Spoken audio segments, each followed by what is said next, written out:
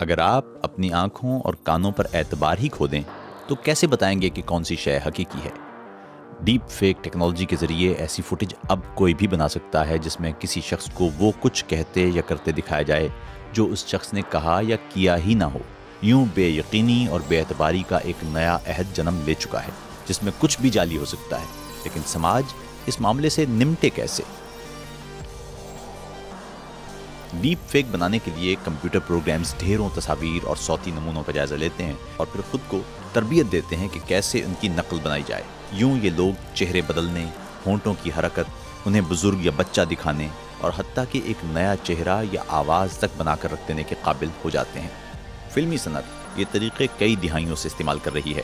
ابتدا میں چند سیکنڈ کی ایسی فوٹیج بنانے کے لیے پیشہ ور ماہرین کو کئی ماہ لگا کرتے تھے۔ آج لیکن مصنوعی ذہانت کی ٹیکنالوجی اس پورے عمل کو آسان، سستا اور تیز تر بنا چکی ہے۔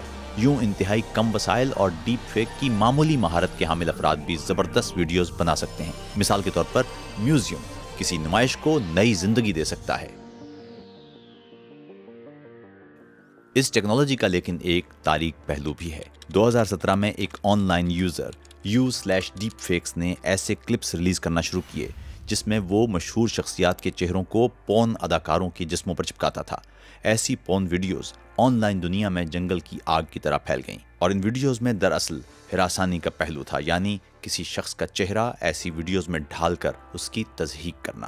ایسے میں ڈیپ فیک روزمرہ اور خصوصاً سیاسی اکھاڑے کا حصہ بھی بن گئیں، جہاں عالمی رہنماؤں کی فیک فوٹیج استعمال ہونے لگی اور مقصد تھا سیاست کو متاثر کرنا۔ مگر اس کا انسداد کیسے ہو؟ محققین ایسے میں ڈیجیٹل فورینزک آلات کے ساتھ کام کر رہے ہیں جس میں ویڈیو اور آڈیو میں معمولی سی خرابی یا چھیڑ چھاڑ کا تاثر بھی جانچا جا سکتا ہے۔ مگر ماہرین کہتے ہیں کہ ڈیپ فیک کو پکڑنا ہمیشہ بلی چوہے کے کھیل جیسا ہی رہے گا، خصوصاً اگر بنانے والے جانچ کے طریقوں کو ذہن میں رکھتے ہوئے کچھ بنائیں گے۔ اسی لیے پالیسی ماہرین کے لیے یہ وقت ہے کہ موجودہ قوانین میں تبدیلی لائی جائے، کیونکہ یہ قوانین ڈیپ فیک دور سے بہت پہلے کے ہیں۔ اب نئے ضوابط کی ضرورت ہے جو یہ طے کریں کہ ڈیپ فیک کب اور کن حالات میں استعمال کیا جا سکتا ہے۔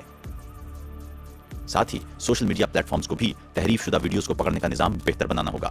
یہ انتہائی اہم ہے کہ آن لائن صارفین میں یہ آگاہی پھیلائی جائے کہ وہ 7 برس کے ہوں یا 70 برس کے، آن لائن حقیقی دکھنے والی کوئی شے ضروری نہیں کہ حقیقی ہو، اس لیے کسی خبر کا ماخذ دیکھنا انتہائی ضروری ہے۔